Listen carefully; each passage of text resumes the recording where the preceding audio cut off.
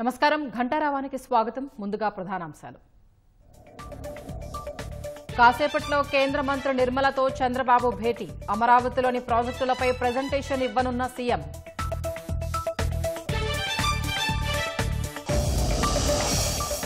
మధ్యాహ్నం సచివాలయంలో మంత్రివర్గ సమావేశం. 3 కొత్త జిల్లాలు 5 రెవెన్యూ డివిజన్లపై చర్చించే అవకాశం.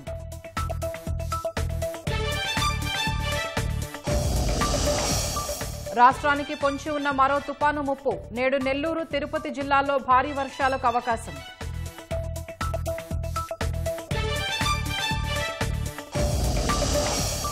నందిగామ వద్ద లారీని వెనక నుంచి ఢీకొట్టిన కారు. ఒకరు మృతి, మరొకరికి తీవ్ర గాయాలు.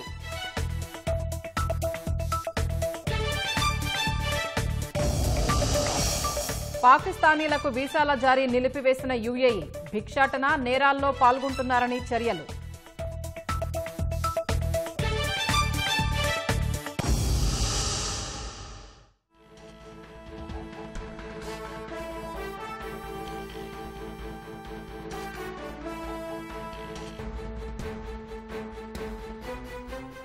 ముఖ్యమంత్రి చంద్రబాబు కాసేపట్లో కేంద్ర ఆర్థిక మంత్రి నిర్మలా సీతారామన్తో భేటీ కానున్నారు. అమరావతిలో జరుగుతున్న ప్రాజెక్టులపై సీఎం ప్రెజెంటేషన్ ఇవ్వనున్నారు.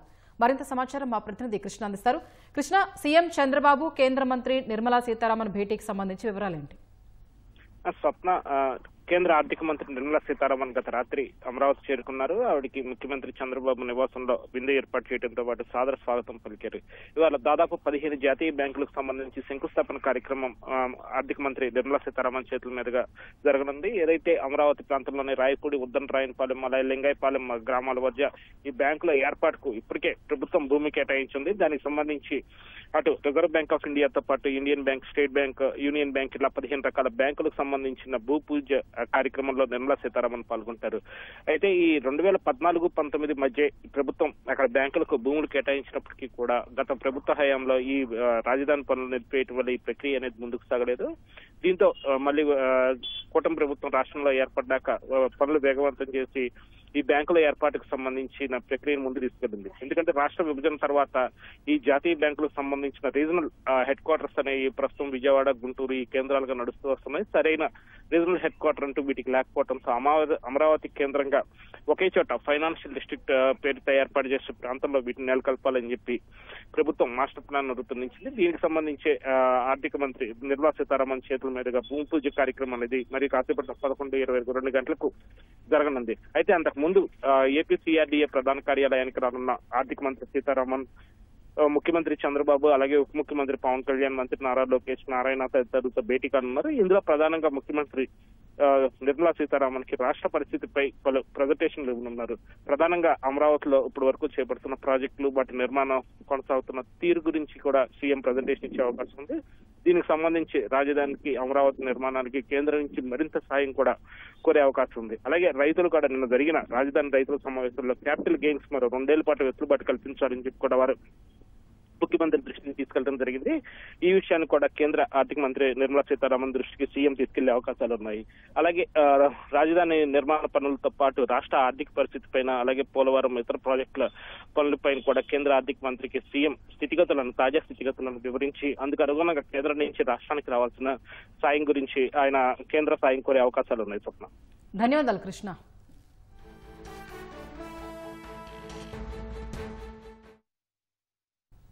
రాజధాని అమరావతి కోసం 2వ దశ భూ సమీకరణ తప్పదని సీఎం చంద్రబాబు స్పష్టం చేశారు. రాజధానిలో పెట్టుబడులు పెట్టేందుకు వస్తున్న సంస్థలకు కేటాయించేందుకు భూములు లేవని, అంతర్జాతీయ ప్రమాణాలతో స్పోర్ట్స్ సిటీ, విమానాశ్రయం, రైల్వే స్టేషన్ నిర్మించేందుకు భూములు అవసరమని ఆయన తెలిపారు. అవన్నీ వస్తేనే అమరావతి ప్రపంచ స్థాయి నగరంగా అభివృద్ధి చెందుతుందన్నారు. 2వ దశ భూ సమీకరణకు రైతులు సహకరించాలని, లేకపోతే అమరావతి కేవలం మున్సిపాలిటీగా మిగిలిపోతుందని ముఖ్యమంత్రి అభిప్రాయపడ్డారు.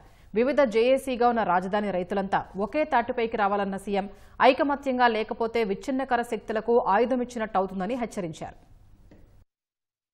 సచివాలయంలో రాజధాని రైతులతో ముఖ్యమంత్రి చంద్రబాబు సమావేశమయ్యారు. దాదాపు గంటన్నర పాటు సాగిన సమావేశంలో రైతుల సమస్యలు, వారి డిమాండ్లను సీఎం సావధానంగా విన్నారు. వాటిపై సానుకూలంగా స్పందిస్తూనే రైతులు ప్రతి చిన్నదానికి సోషల్ మీడియాకి ఎక్కడం, అసంతృప్తి వెళ్లగక్కడం, అంతర్గత విభేదాలతో సమస్యల్ని జటిలం చేయడం సరికాదని శుతిమెత్తగా హెచ్చరించారు. అమరావతి రైతుల్లో అన్ని జేఏసీలు ఉన్నాయంటేనే ఐకమత్యం కొరవడిందనడానికి నిదర్శనమన్నారు. రైతుల్లో విభేదాలుంటే అది అమరావతిని దెబ్బతీయాలని చూస్తున్న వారికి ఆయుధంగా మారుతుందని, కాబట్టి అందరూ ఒకే తాటిపై ఉండాలని స్పష్టం చేశారు. జేఏసీలకు బదులుగా రైతులందరూ ఒకే గొడుగు కిందకు వచ్చిన అమరావతి అభివృద్ధి కమిటీగా ఏర్పడాలని ముఖ్యమంత్రి సూచించారు. రాజధానికి భూములిచ్చిన రైతులతో మనసు విప్పి మాట్లాడాలి కాబట్టి అన్నీ చెబుతున్నానన్న సీఎం అమరావతి రాష్ట్రానికి గ్రోత్ ఇంజిన్ గా ఉండాలన్నారు. ఇక్కడ అభివృద్ధి ఫలాల్ని రాజధాని రైతులే ముందు అందుకోవాలని స్పష్టం చేశారు. అమరావతి రైతులతో పాటు రాజధాని ప్రాంతానికి న్యాయం చేయడం తన బాధ్యత అని తేల్చి చెప్పారు. భూముల ధరలు పెరుగుతాయని, తొందరపడి మీ ప్లాట్లు అమ్ముకోవద్దని సూచించారు. తన అనుభవం, విజన్తో హైదరాబాద్ను అభివృద్ధి చేయడంలో సక్సెస్ అయ్యానన్నారు. ఒకప్పుడు ఎకరం 1,00,000 ఉన్న భూమి ఇప్పుడు 170 కోట్లు పలుకుతోందని తెలిపారు. అలాంటి అభివృద్ధి కావాలో వద్దో ఆలోచించనని రైతులకు సూచించారు. అమరావతికి బిట్స్ పిలాని, క్వాంటమ్ వ్యాలీ వంటి ప్రతిష్టాత్మక ప్రాజెక్టులొస్తున్నాయన్న సీఎం బ్యాంకులు, కేంద్ర ప్రభుత్వ కార్యాలయాలకు శంకుస్థాపన చేయబోతున్నట్లు వెల్లడించారు. తనపై నమ్మకంతో అడగ్గానే 33,000 ఎకరాలిచ్చిన నమ్మకాన్ని వమ్ము చేయనని స్పష్టం చేశారు. రాజధాని నిర్మాణానికి ఏ విజన్తో మీ పొలాలు తీసుకున్నానో ఆ ప్రకారమే అభివృద్ధి చేస్తానని హామీ ఇచ్చారు. ముఖ్యమంత్రితో సమావేశంపై రైతులు సంతృప్తి వ్యక్తం చేశారు.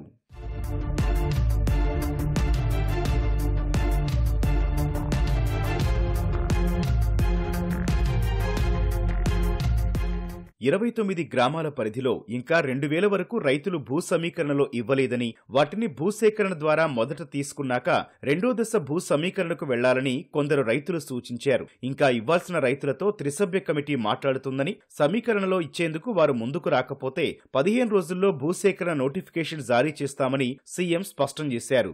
అమరావతి రైతులు ఐక్యంగా ఉన్నప్పుడే విచ్ఛిన్నకర శక్తులు రాజధానికి నష్టం కలిగించాలని చూశాయని గుర్తు చేశారు. అమరావతికి ఆర్థిక సాయం చేయవద్దని ప్రపంచ బ్యాంకుకి ఫిర్యాదులు చేశాయన్నారు. 2019-24 మధ్య అమరావతిని నామరూపాలు లేకుండా చేయాలని ప్రయత్నించారన్న సీఎం అంతా ఐక్యంగా పోరాడి అమరావతిని కాపాడుకున్నారని ప్రశంసించారు. ఇప్పుడు వర్గాలుగా విడిపోయి చిన్న అంశాల్ని భూతద్దంలో చూపిస్తూ సామాజిక మాధ్యమాల్లో దుష్ప్రచారం చేయడం వల్ల తప్పుడు సంకేతాలు వెడతాయని హితవు పలికారు. రైతుల విషయంలో తాను సానుకూలంగా ఉన్నానని, సమస్యలు పరిష్కరించాక మళ్లీ కొత్త సమస్యలు తీసుకురావద్దని సీఎం స్పష్టం చేశారు. కొంత భూమి కేటాయిస్తే రైతు భవనం నిర్మిస్తామని, అమరావతి ఉద్యమంలో పాల్గొని అసువులు బాసిన రైతుల కోసం అమరవీరుల స్మృతివనం ఏర్పాటు చేస్తామని రైతులు సీఎంను కోరారు.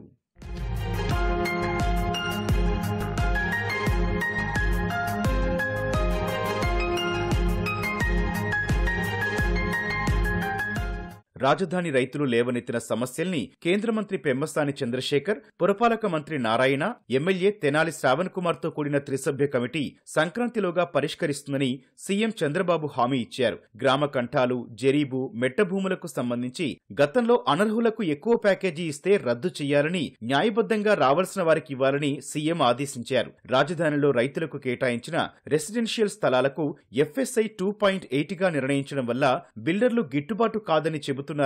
తమ ప్లాట్ను కొనేందుకు, డెవలప్మెంట్ కి తీసుకునేందుకు ముందుకు రావడం లేదని రైతులు పేర్కొన్నారు. ఎఫ్ఎస్ఐ 3.5కి పెంచాలని కోరారు. దానిపై ఆలోచించి నిర్ణయం తీసుకుంటామని హామీ ఇచ్చారు. లంక భూముల్లో ఎలాంటి కార్యక్రమాలు చేపట్టకూడదని ఎన్జీటీ ఉత్తర్వులు జారీ చేసిందని, ఇప్పటికే 1,150 ఎకరాల లంక భూముల్ని సమీకరణలో తీసుకుని 900 ఎకరాలకు ప్యాకేజీ కూడా ఇచ్చేశామని సీఎం చెప్పారు. ఇంకా 250 ఎకరాల లంక భూములకు ప్యాకేజీ పెండింగ్ లో ఉందన్నారు. ఎన్జీటీ ఉత్తర్వుల వల్ల ఆ భూములు తీసుకున్న సిఆర్డీఏకి ఉపయోగం ఉండదని, కానీ వారికి అన్యాయం చేయకూడదన్న ఉద్దేశంతో వారికి ప్యాకేజీ ఇవ్వాలని నిర్ణయించినట్టు సీఎం తెలిపారు. గతంలో కేంద్రం ఇచ్చిన క్యాపిటల్ గెయిన్స్ ట్యాక్స్ మినహాయింపు గడువు పూర్తయిందని, వైసీపీ హయాంలో స్థలాల క్రయ విక్రయాలు జరగలేదు కాబట్టి మరో 5 ఏళ్ల పాటు క్యాపిటల్ గెయిన్స్ ట్యాక్స్ మినహాయింపునిచ్చేలా కేంద్రాన్ని కోరాలని కొందరు రైతులు సీఎంకి విజ్ఞప్తి చేశారు. కేంద్ర ఆర్థిక మంత్రితో మాట్లాడతానని ముఖ్యమంత్రి వారికి హామీ ఇచ్చారు. రాష్ట్ర రాజధానిగా అమరావతిని ప్రకటిస్తూ విభజన చట్టంలో సవరణ చేయాలని కేంద్ర ప్రభుత్వాన్ని ఇప్పటికే కోరామని, మరోసారి కేంద్రంతో చర్చిస్తామని సీఎం తెలిపారు. సమావేశంలో అమరావతి జేఏసీ ప్రతినిధులు సహా మొత్తం 95 మంది రైతులు పాల్గొన్నారు.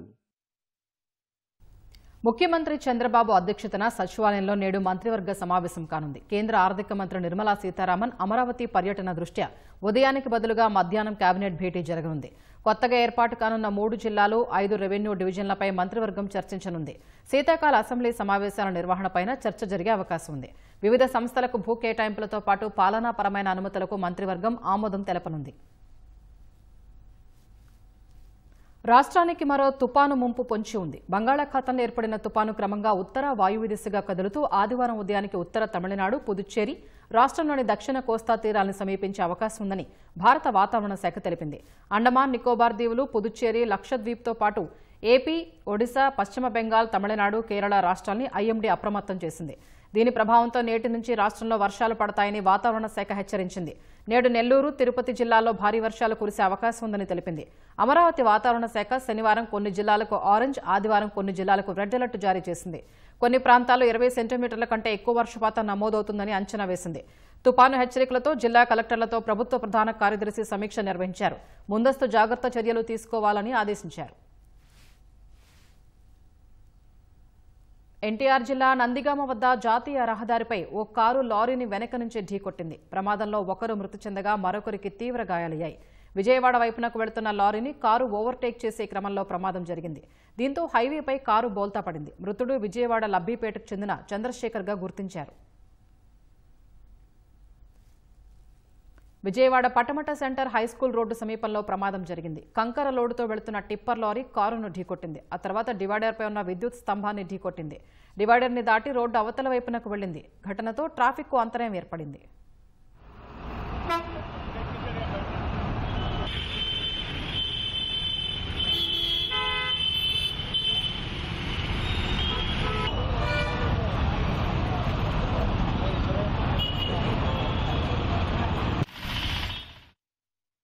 అనంతపురంలోని శారదానగర్లో అమూల్య అనే మహిళ తన 3 ఏళ్ల కుమారుడు సహర్షను హత్య చేసి తాను అనుమానాస్పద స్థితిలో మృతి చెందింది. తన కూతురి మృతికి అల్లుడు రవినే కారణమంటూ మృతురాలి తల్లిదండ్రులు ఆరోపిస్తున్నారు. 70 లక్షలు కట్నమిచ్చి పెళ్లి చేసినా ఇంకా కావాలని వేధించడం వల్లే తన కుమార్తె ఆత్మహత్యకు పాల్పడి ఉంటుందని మృతురాలి బంధువులు ఆరోపిస్తున్నారు.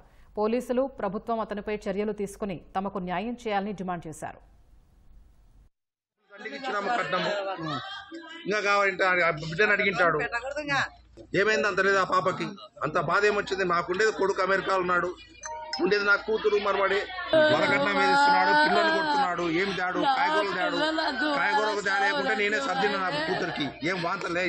దీంట్లో అనుమానాస్పదంగా కూడా మాకు కొంత కనపడుతుంది. ఏమని, ఇది వాస్తవంగా ఆత్మహత్య చేసుకోయిందా లేకుంటే కొడుకుని చంపి ఊరేసుకుపోయింది అనేది మాకు పోలీసు వారు డెఫినెట్ గా దీన్ని విచారణ చేసి దానిపైన తగు చర్యలు చేసి కఠినమైన శిక్ష, ఎవరైతే ఉన్నాడో రవి అనే అతను అమూల్య భర్త, అతని పైన కఠినమైన చర్యలు తీసుకొని మాకు తగు న్యాయం డెఫినెట్ గా చేయాలా. లక్షల రూపాయలు కట్నం ఇచ్చినాం, దాదాపు 70 లక్షల రూపాయలు కట్నం ఇచ్చినాం. ఎందుకంటే అబ్బాయి డిప్యూటీ తహసీల్దార్ అని ఎక్కువ డిమాండ్ చేసినందువల్ల ఫస్ట్ ఇవ్వడం కూడా చాలా ఎక్కువ కట్నం ఇచ్చి పెళ్లి చేసినాం. తర్వాత కూడా నిత్యం వేధింపులకు గురి చేస్తూ మా పాపని ఈ రోజు పొట్టలు పెట్టుకోవడానికి మూలకారకుడు ఆ డిప్యూటీ తహసీల్దార్ రవి. అతడు ఫోన్ చేసి చెప్పాడు, మీ పాప చనిపోయిందని చెప్పాడు నాకు ఫోన్ చేసి. మా పాప ఎందుకు చనిపోతుంది అంటే ఊరేసుకొని చనిపోయిందని చెప్పాడు. తర్వాత మేము మళ్ళీ అన్ని ఎంక్వైరీ చేసి వచ్చే లోపల తలుపులు పాల్గొంటున్నారు, లోపల పాప ఒక్కతే ఉంది అని వల్ల చెప్తా ఉన్నారు. దీంట్లో వాస్తవాలు ఎంత అనేది పోలీసు వారు తగు విచారణ చేసి మాకు నిజాలని బయట పెట్టవలసిందిగా మనవి చేసుకుంటాం. మా పాపకు న్యాయం జరగాల. కర్నూలులో గురువారం పట్టపగలు చోరీ జరిగింది. విత్తన వ్యాపారం చేసే వెల్దుర్తికి చెందిన రఘురాం రెడ్డి తన కుటుంబ సభ్యులతో కలిసి కర్నూలులోని ఓ జ్యువెలరీ దుకాణంలో దాదాపు 9 తులాల బంగారు ఆభరణాలు కొనుగోలు చేశారు. అనంతరం కారులోనే బంగారం బ్యాగ్ను ఉంచి ఎస్వీ కాంప్లెక్స్ ఎదురుగా ఉన్న హోటల్కు వెళ్లి టిఫిన్ చేశారు. తిరిగి వెల్దుర్తికి వెళ్లి ఇంట్లో బ్యాగ్ చూసుకోగా లోపల బంగారు ఆభరణాలు మాయమయ్యాయి. టిఫిన్ సెంటర్ వద్ద ఆభరణాల అపహరణకు గురైనట్లు భావించిన రఘురాం రెడ్డి కర్నూలు 2వ పట్టణ పోలీస్ స్టేషన్లో ఫిర్యాదు చేశారు. పోలీసులు హోటల్ వద్ద సీసీ కెమెరాలు పరిశీలించగా 2 వ్యక్తులు అనుమానాస్పదంగా కనిపించడంతో వారిని పట్టుకునే ప్రయత్నంలో ఉన్నారు. వైసీపీ అధినేత జగన్ కు అత్యంత సన్నిహితుడు, అతని తరఫున ఆర్థిక వ్యవహారాలన్నీ చక్కబెడతారనే పేరున్న నర్రెడ్డి సునీల్ రెడ్డిపై సిట్ అధికారులు ప్రశ్నల వర్షం కురిపించారు. వైసీపీ ప్రభుత్వ హయాంలో జరిగిన 1000 కోట్ల మద్యం కుంభకోణం కేసులో గురువారం ఉదయం నుంచి రాత్రి వరకు దాదాపు 9 గంటల పాటు సిట్ అధికారులు సునీల్ రెడ్డిని విచారించారు. ఆయా కంపెనీల ద్వారా ఏ కార్యకలాపాలు నిర్వహించారు, వైసీపీ హయాంలో వాటి ద్వారా ఎంత మేరకు లావాదేవీలు జరిపారు, ఆయా సంస్థల బ్యాంకు ఖాతాల్లోకి ఎక్కడి నుంచి సొమ్ములు వచ్చాయనే అంశాలపై సుదీర్ఘంగా ప్రశ్నించినట్లు సమాచారం. సునీల్ రెడ్డి ఏ ఒక్క ప్రశ్నకు సరైన సమాధానాలు ఇవ్వలేదని తెలిసింది. మరికొన్ని ప్రశ్నలకు నోరు విప్పకుండా మౌనం వహించినట్లు సమాచారం. సునీల్ రెడ్డి 2019-24 మధ్య దుబాయ్లో భారీగా ఆస్తులు కొనుగోలు చేసినట్లు, పెట్టుబడులు పెట్టినట్లు అనుమానిస్తోన్న సిట్ అతను ఎక్కడెక్కడ ఆస్తులు కొన్నారు, అందుకు డబ్బు ఎక్కడి నుంచి సమకూరింది, హవాలా ద్వారా తరలించారా, మూలం ఎక్కడ, మద్యం ముడుపుల సొమ్ముతోనే ఇవన్నీ కొన్నారా అనే కోణంలో సునీల్ రెడ్డిని ప్రశ్నించినట్లు తెలిసింది. సునీల్ రెడ్డి డైరెక్టర్ గా కొనసాగిన green fuels global trading private limited పేరిట అనుమానాస్పద లావాదేవీలు జరిగినట్లు గుర్తించిన సిట్ వాటిపై ఆరా తీసినట్లు సమాచారం. మద్యం ముడుపుల సొమ్ము రూటింగ్, ఈ కేసులోని నిందితులతో సంబంధాలు, వారితో జరిపిన భేటీలు తదితర అంశాలపై కూడా సునీల్ రెడ్డిని సిట్ అధికారులు ప్రశ్నించినట్టు తెలిసింది. సునీల్ రెడ్డి డైరెక్టర్ గా గతంలో కొనసాగిన, ప్రస్తుతం కొనసాగుతున్న 10 కంపెనీల్లో సెప్టెంబర్ 11న సిట్ అధికారులు సోదాలు నిర్వహించారు. హైదరాబాద్, విశాఖపట్నాల్లో 5 చోట్ల ఈ 10 కంపెనీల్లో తనిఖీలు చేసి కీలక డాక్యుమెంట్లు, హార్డ్ డిస్కులు, కంప్యూటర్లు స్వాధీనం చేసుకున్నారు. వాటిని ఫోరెన్సిక్ నిపుణులతో విశ్లేషించారు. ఫోరెన్సిక్ విశ్లేషణలో వెల్లడైన అంశాల ఆధారంగా సునీల్ రెడ్డిని ప్రశ్నించగా ఆయన పొంతనలేని సమాధానాలిచ్చినట్టు తెలిసింది. ఆర్థిక లావాదేవీలపై అడగ్గా అవన్నీ ఆడిటర్కు తెలుస్తాయంటూ సమాధానాన్ని దాటవేసినట్లు సమాచారం. వ్యాపారమంటే చాలా వ్యవహారాలుంటాయని, వాటిపై ఇప్పటికప్పుడు అడిగితే తనకు ఎలా గుర్తుంటాయని సునీల్ రెడ్డి ఎదురు ప్రశ్నించినట్లు తెలిసింది. వైఎస్ రాజశేఖర్ రెడ్డి హయాంలో జరిగిన ఎంఆర్ ప్రాపర్టీస్ కేసులో నర్రెడ్డి సునీల్ రెడ్డి నిందితుడు. ఈ కుంభకోణం వెలుగు చూశాక సిబిఐ అతన్ని అరెస్టు చేసింది. సునీల్ రెడ్డిని ముందు పెట్టి అనేక డొల్ల కంపెనీలు ఏర్పాటు చేయించారనే ఆరోపణలున్నాయి. జగన్ కు సునీల్ రెడ్డి నమ్మిన బంటని, అతను చెప్పిన పనిని ఎడమ చేతికి తెలియకుండా నమ్మకంగా పూర్తి చేసే కుడిభుజమని చెబుతారు. ఎంఆర్ ప్రాపర్టీస్ కుంభకోణంలో కొల్లగొట్టిన సొత్తు మళ్లింపు కోసం పెద్ద ఎత్తున డొల్ల కంపెనీలు ఏర్పాటు చేసిన చరిత్ర సునీల్ రెడ్డికి ఉంది. మద్యం కుంభకోణం ముడుపుల రూటింగ్ కోసం వైసీపీ ముఠా అదే తరహా నేర విధానాన్ని అనుసరించినట్లు ఇప్పటికే సిట్ దర్యాప్తులో తేలింది. ఆ డొల్ల కంపెనీల తీగ లాగుతోన్న క్రమంలో సునీల్ రెడ్డి డైరెక్టర్ గా కొనసాగిన కంపెనీల నుంచి పలు అనుమానాస్పద లావాదేవీలు జరిగినట్లు సిట్ గుర్తించింది. ఈ నేపథ్యంలోనే ఆయన్ను గురువారం విచారణకు పిలిపించి ప్రశ్నించింది. కర్ణాటకలో నాయకత్వ మార్పుపై CM Siddaramaiah, deputy CM Shivakumar మధ్య పోరు కొత్త మలుపు తిరిగింది. ఇరువురు నేతలు సామాజిక మాధ్యమం వేదికగా మాటల యుద్ధానికి దిగారు. ఒకరు ఇచ్చిన మాటను నిలబెట్టుకోవాలి అంటే ప్రజల ప్రపంచాన్ని ఉత్తమంగా మార్చకుంటే ఆ మాటకు శక్తే ఉండదని మరొకరు కౌంటర్ ఇచ్చారు. కర్ణాటక కాంగ్రెస్ రాజకీయాలు రోజురోజుకు ఉత్కంఠ రేపుతున్నాయి. నాయకత్వ మార్పు అంశంపై సీఎం సిద్దరామయ్య, ఉప ముఖ్యమంత్రి డీకే శివకుమార్ మధ్య పోరు కొత్త మలుపు తిరిగింది. ఇరువురు నేతలు సామాజిక మాధ్యమం వేదికగా పోటాపోటీగా పెట్టిన పోస్టులు తీవ్ర చర్చనీయాంశంగా మారాయి. కన్నడ ప్రజలకు తామిచ్చిన మాట కేవలం నినాదం కాదని, అదే తమకు ప్రపంచమని ఎక్స్ పోస్టులో సీఎం సిద్దరామయ్య పేర్కొన్నారు. అందుకే తమ ప్రభుత్వం అధికారం చేపట్టిన మొదటి నెల నుంచి ప్రజలకిచ్చిన గ్యారంటీలను అమలు చేయటం ప్రారంభించినట్లు చెప్పారు. మహిళల కోసం ప్రారంభించిన శక్తి పథకం పురోగతిని వెల్లడించారు. గృహలక్ష్మి, యువనిధి, అన్నభాగ్య, గృహజ్యోతి పథకాలను అమలు చేసినట్లు పేర్కొన్నారు. తాను తొలిసారి సీఎం అయినప్పుడు 165 హామీల్లో 157 అమలు చేసినట్లు చెప్పారు. ఈసారి 593 హామీలివ్వగా ఇప్పటికే 243 అమలు చేసినట్లు సిద్దరామయ్య తెలిపారు. మిగతా వాటిని కూడా పూర్తి నిబద్ధతతో అమలు చేయనున్నట్లు చెప్పారు. కన్నడ ప్రజలు తమకిచ్చిన తీర్పు ఒక క్షణం కోసం కాదని, 5 ఏళ్లు అధికారంలో ఉండేందుకిచ్చారని సీఎం సిద్దరామయ్య పేర్కొన్నారు. ప్రజల ప్రపంచాన్ని ఉత్తమంగా మార్చుకుంటే ఆ మాటకు శక్తి ఉండదన్నారు. సీఎం సిద్దరామయ్య పెట్టిన ఈ పోస్టు అంతకుముందు ఉప ముఖ్యమంత్రి డీకే శివకుమార్ పెట్టిన పోస్టుకు కౌంటర్గా ఉంది. అంతకుముందు కర్ణాటక ఉప ముఖ్యమంత్రి డీకే శివకుమార్ పెట్టిన పోస్టుపై తీవ్రమైన చర్చ మొదలైంది. మాట నిలబెట్టుకోవడం కంటే గొప్ప విషయం ప్రపంచంలో మరొకటి లేదని అర్థమొచ్చేలా ఎక్స్ లో పోస్ట్ పెట్టారు. దానికి word power is world power అనే పోస్టర్ను జత చేశారు. రాష్ట్రపతి, న్యాయమూర్తి, తాను, మీరు ఎవరైనా ఇచ్చిన మాటను గౌరవించాలని డీకే పేర్కొన్నారు. కర్ణాటకలో సీఎం సిద్దరామయ్య అధికారం చేపట్టి 2.5 ఏళ్లు ఇటీవల పూర్తయింది. 2.5 ఏళ్ల తర్వాత సీఎం మార్పునకు ఒప్పందం కుదిరిందనే ప్రచారం జోరుగా సాగుతోంది. ఈ నేపథ్యంలోనే ఇచ్చిన మాట నిలబెట్టుకోవాలని అధిష్టానాన్ని కోరుతూ డీకే ఆ పోస్టు పెట్టినట్లు రాజకీయ విశ్లేషకులు అభిప్రాయపడుతున్నారు. ప్రపంచంలోనే అత్యంత ఎత్తైన శ్రీరాముడి విగ్రహాన్ని ప్రధాని నరేంద్ర మోదీ ఇవాళ గోవాలో ఆవిష్కరించనున్నారు. శ్రీ సంస్థాన్ గోకర్ణ పర్తగాలి జీవోత్తమ్ మఠం 550వ వార్షికోత్సవం సందర్భంగా ఈ విగ్రహావిష్కరణ కార్యక్రమం జరగనుంది. 77 అడుగుల ఎత్తు ఉన్న ఈ విగ్రహాన్ని ప్రముఖ శిల్పి రామ్ సుతార్ రూపొందించారు. గుజరాత్లోని సర్దార్ వల్లభాయ్ భారీ విగ్రహాన్ని కూడా రామ్ సుతార్ తయారు చేశారు. ప్రధాని మోదీ పర్యటన దృష్ట్యా అధికారులు కట్టుదిట్టమైన భద్రతను ఏర్పాటు చేశారు. విగ్రహావిష్కరణ జరిగే మఠ ప్రాంగణంలో ప్రత్యేక హెలీప్యాడ్ను సిద్ధం చేశారు. ఇవాళ మధ్యాహ్నం సుమారు 3:45 కార్యక్రమ స్థలానికి చేరుకోనున్న మోదీ మఠంలో ఉన్న ఆలయాన్ని దర్శించుకోనున్నారు. ఈ కార్యక్రమానికి గోవా సీఎం ప్రమోద్ సావంత్, గవర్నర్ అశోక్ గజపతిరాజుతో పాటు కేంద్ర మంత్రులు, ఇతర రాష్ట్రాలకు చెందిన మంత్రులు పలువురు హాజరు కానున్నారు. అస్సాం బహుభార్యత్వ నిషేధ బిల్లు 2025ను రాష్ట్ర శాసనసభ ఆమోదించినట్లు సీఎం ముఖ్యమంత్రి బిశ్వశర్మ ప్రకటించారు.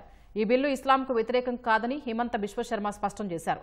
ఇస్లాం బహుభార్యత్వాన్ని ప్రోత్సహించదని తుర్కీ వంటి దేశాలు సైతం బహుభార్యత్వాన్ని నిషేధించిన విషయాన్ని గుర్తు చేశారు.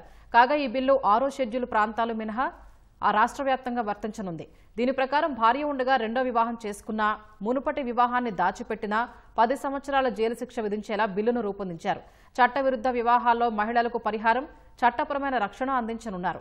బహుభార్యత్వ వివాహానికి అంగీకరించిన గోన్బురా గ్రామ అధిపతి, క్వాజీ తల్లిదండ్రులకు సైతం 2 సంవత్సరాల వరకు జైలు శిక్ష, 1,00,000 జరిమానా విధించే అవకాశం ఉంది. మహిళల హక్కుల విషయంలో తమ ప్రభుత్వం రాజీ పడదని అస్సాం సీఎం హిమంత బిల్లు ఆమోదం పొందిన అనంతరం ఎక్స్లో పోస్ట్ పెట్టారు. ఈ పరిణామం మన నారీ శక్తికి న్యాయం వైపు బలమైన అడుగని పేర్కొన్నారు. కాంగ్రెస్ పార్టీకి విరాళాలు గణనీయంగా పెరిగాయి. కేంద్ర ఎన్నికల సంఘానికి సమర్పించిన నివేదికలో 2024-25 ఆర్థిక సంవత్సరంలో తమకు 2,501 మంది దాతల నుంచి 517.37 కోట్ల రూపాయల విరాళాలు అందినట్లు కాంగ్రెస్ తెలిపింది. గతేడాదితో పోలిస్తే ఈ మొత్తం 83.80% అధికం. ప్రజా ప్రాతినిధ్య చట్టం ప్రకారం రాజకీయ పార్టీలన్నీ 20,000కు మించి అందిన విరాళాల వివరాలు వెల్లడించాలన్న నిబంధన ప్రకారం కాంగ్రెస్ ఈ వివరాలు సమర్పించింది. అత్యధికంగా ముంబైకి చెందిన ఏబీ జనరల్ ఎలక్టోరల్ ట్రస్ట్ 15 కోట్లు, ఉదయపూర్లోని హిందుస్థాన్ జింక్ లిమిటెడ్ సంస్థ 10 కోట్లు, కోల్కతాకు చెందిన సజ్జన్ బజాంకా 6 కోట్ల రూపాయల విరాళాలు అందించాయి. 2023-24 ఆర్థిక సంవత్సరంలో కాంగ్రెస్ 281.48 కోట్లు విరాళంగా అందింది. పాకిస్తానీలకు వీసాల జారీని యునైటెడ్ అరబ్ ఎమిరేట్స్ నిలిపివేసినట్లు తెలుస్తోంది. యుఏఈకి వచ్చిన తర్వాత అనేక మంది పాకిస్తానీయులు భిక్షాటన, నేర కార్యకలాపాల్లో పాల్గొంటున్నారని ఆందోళనల వేళ ఈ చర్యలు తీసుకున్నట్లు సమాచారం. పాస్పోర్టు నిషేధం నుంచి కూడా పాకిస్తాన్ త్రుటిలో తప్పించుకుందని యుఏఈ అంతర్గత వ్యవహారాల శాఖ అధికారి తెలిపారు. సౌదీ అరేబియా, యుఏఈలు పాకిస్తానీ పాస్పోర్టుపై నిషేధం విధించాలనుకుని వెనక్కి తగ్గాయని, ఒకవేళ ఆ నిర్ణయం తీసుకుంటే దానిని తొలగించడం కష్టమవుతుందని ఇస్లామాబాద్ను హెచ్చరించారు. పర్యాటక వీసాపై యుఏఈ వచ్చే ఎక్కువ మంది పాకిస్తానీలు భిక్షాటన చేస్తున్నట్లు అక్కడి ప్రభుత్వం గుర్తించింది. వేల మందిని పాక్ పౌరుల్ని స్వదేశానికి పంపించింది. అలా వచ్చిన వారు నేరాలకు పాల్పడుతున్నట్లు గ్రహించిన యుఏఈ వీసాలను నియంత్రించినట్లు సమాచారం. ప్రస్తుతం బ్లూ డిప్లొమాటిక్ పాస్పోర్టుల దారులకు మాత్రమే వీసాలు ఇస్తున్నట్లు తెలిసింది. మధ్యప్రాచ్యంలో పాకిస్తాన్కు యుఏఈ అతిపెద్ద వాణిజ్య భాగస్వాముల్లో ఒకటి. అక్కడ పెద్ద సంఖ్యలో పాకిస్తానీ ప్రవాసులు పనిచేస్తున్నారు. ప్రేమకు సరిహద్దులు ఉండవని ఒడిశాలో జరిగిన వివాహం నిజం చేస్తోంది. ఒడిశాకు చెందిన అబ్బాయి, స్లోవేకియాకు చెందిన అమ్మాయి హిందూ సంప్రదాయ పద్ధతిలో వివాహమాడారు. గజపతి జిల్లాలో జరిగిన ఈ వివాహ వేడుకలో వరుడు, వధువు తరపు కుటుంబ సభ్యులు పాల్గొన్నారు. సింగపూర్లోని ఓ ఆసుపత్రిలో పనిచేస్తున్న సమయంలో రాజీవ్కు ఏనా పరిచయమైంది. అది కాస్త ప్రేమగా మారడంతో పెళ్లి చేసుకోవాలని నిర్ణయించుకున్నారు. అందుకు కుటుంబ సభ్యులు కూడా అంగీకరించడంతో హిందూ సంప్రదాయ పద్ధతిలో ఇరువురు వివాహం చేసుకున్నారు.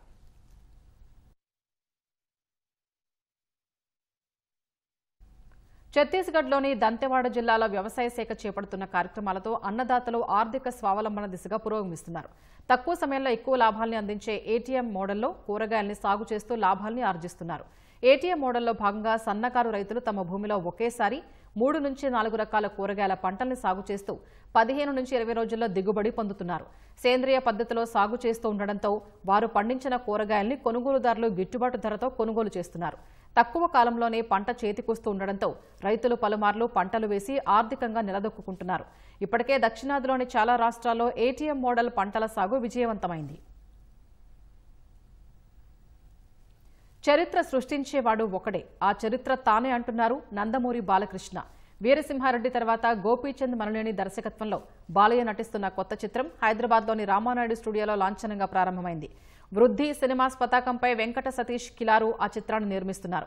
ఈ చిత్రంలో నయనతార కథానాయికగా నటిస్తోంది. మంత్రులు అనగాని సత్యప్రసాద్, గొట్టిపాటి రవికుమార్ ప్రారంభోత్సవానికి హాజరై చిత్ర బృందానికి స్క్రిప్ట్ అందించారు.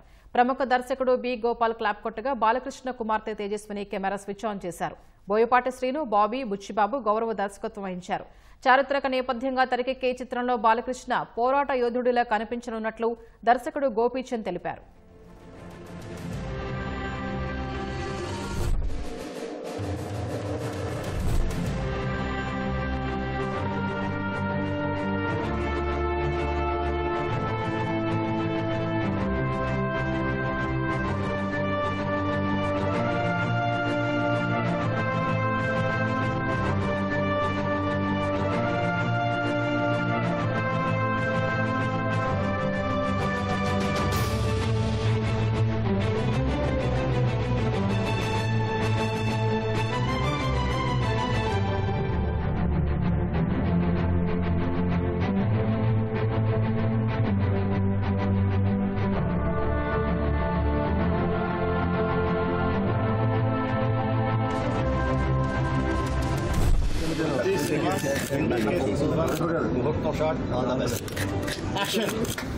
దళితుల్లో చాలా మంది ఉన్నారు.